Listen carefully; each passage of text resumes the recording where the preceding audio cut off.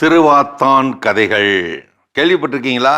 கிராமங்களில் 1960கள் 70களில் சொல்லப்பட்டு வந்த புத்திசாலித்தனமும் அசட்டுத்தனமும் கலந்த வாண்டுகளுக்கேற்ற வசமான சிரிப்பாணி கதைகள் இவை. அடுத்த 3 நாளைக்கு அதுதான். நான் சின்ன பிள்ளையில இதெல்லாம் எங்கள் அப்பாட்ட இருந்து கேட்டிருக்கேன். நான் சொல்லவா? திருவாத்தானும் நிழலும். ஒரு நாள் நண்பகல் வெயிலில் திருவாத்தான் நடந்து போய்கிட்டு இருந்தான்.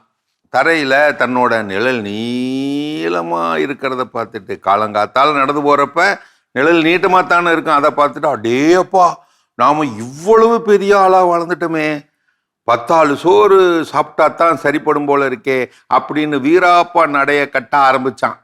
10 சோத்துக்கு அலைய ஆரம்பித்தான். மட்டை மதியானம் ஆகி போச்சு.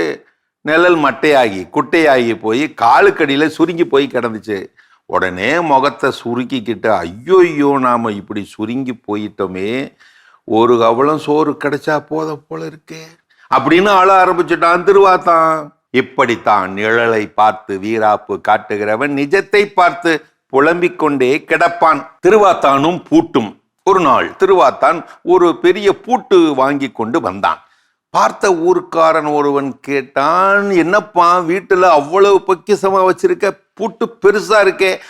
திருவாத்தான் அதுக்கு சொன்னான், அடவப்பா, வீட்டுல ஒண்ணுமே இல்லப்பா. அப்புறம் எதுக்கு இம்புட்டு பெரிய பூட்டு?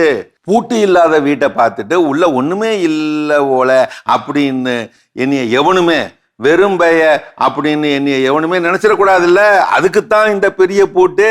பாத்தீங்களா, சில பேரோட வாழ்க்கையில பீரோ செலவு 1 லட்சமா, உள்ள இருக்கிறது என்னமோ 10-15 பித்தளை காசுகளும் பொத்த காசுகளுமா. திருவாத்தானும் கண்ணாடியும். ஒரு நாள் சந்தையில் முகம் பார்க்கும் பெரிய கண்ணாடி ஒன்றை வாங்கி வந்தான் திருவாத்தான். வீட்டுக்கு போன உடனே கண்ணாடி மேலே இருந்த காகிதத்தை எடுத்துவிட்டு அதிலே முகத்தை பார்த்து விட்டான். உடனே பயந்து போய், ஐயோ, வீட்டுக்குள்ள யாரோ அந்நிய பைய வந்து கிடக்குறான், அந்நிய வந்துட்டான்னு கத்திக்கிட்டே வெளியே ஓடி வந்துட்டானா.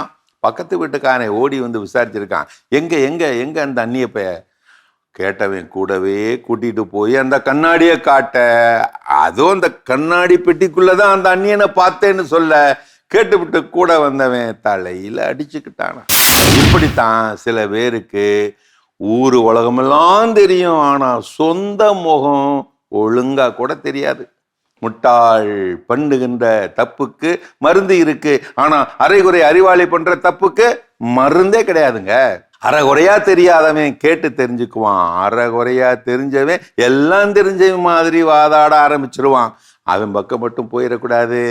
இந்த கதையிலே வருகின்ற திருவாத்தானோ ஒரே ஒரு கேரக்டர் தான், ஆனால் அவனோட மனநிலையாடல்களோ கொஞ்சம் கொஞ்சமா இந்த கதைகளை கேட்டுக்கிட்டு இருக்க ஒவ்வொரு கேரக்டருக்குள்ளேயும் மனசார இருக்குங்க.